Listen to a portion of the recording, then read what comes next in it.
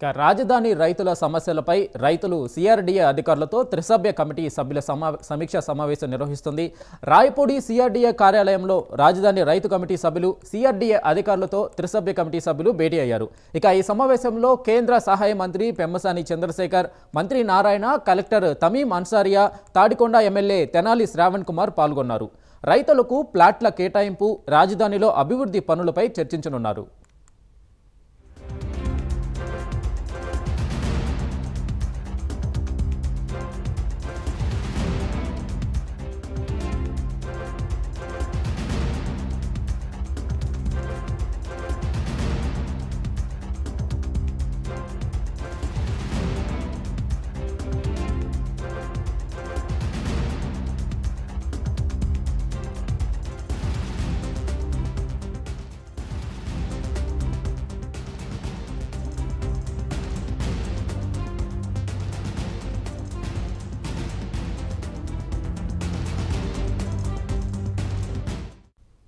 ఇదే అంశంపై పూర్తి సమాచారం మా ప్రతినిధి శ్రీహరి అందిస్తారు. శ్రీహరి, చెప్పండి, సిఆర్డీఏ అధికారులతో త్రిసభ్య కమిటీలోని మంత్రులు రైతుల గురించి ఎలాంటి విషయాలు చర్చించే అవకాశం ఉంది? ఈ సమావేశం యొక్క ముఖ్య ఉద్దేశం ఏంటి?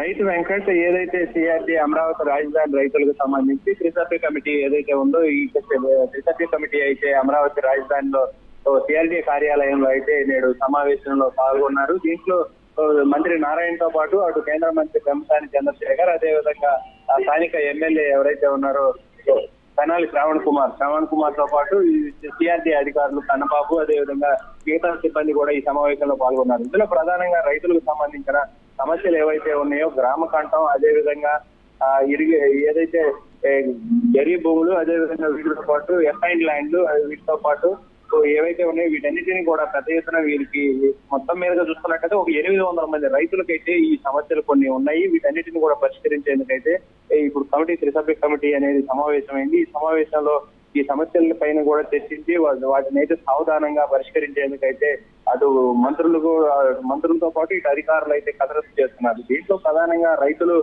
ఏదైతే వారి సమస్యలు ఉన్నాయో వారి సమస్యలను చెప్పుకునేందుకు అందరినీ కూడా కలుపుకొని ముందుకు వెళ్ళాలి అని చెప్పని అయితే మంత్రులకు అయితే సూచిస్తున్నారు. దీంట్లో ప్రధానంగా కొంతమందిని పిలుస్తున్నారు, కొంతమందిని ఈ సమావేశాలకు పిలవట్లేదంటూ కూడా రైతులు కొంత ఆందోళన చెందుతున్న పరిస్థితి. ఈ ఆందోళన ఏదైతే ఉందో దీనికి సంబంధించి కూడా వెంటనే దీనికి ఫుల్ స్టాప్ పెట్టేందుకు కూడా అటు మంత్రివర్గం త్రిసభ్య కమిటీ ఏదైతే ఉందో త్రిసభ్య కమిటీ కూడా దీనికి చెక్ పెట్టేందుకు అయితే పరిష్కారం మార్గంగా అయితే ముందుకు వెళ్ళాలని చెప్పని కూడా ఉన్న పరిస్థితి కనబడుతుంది. Venkat. Right Srihari, thank you.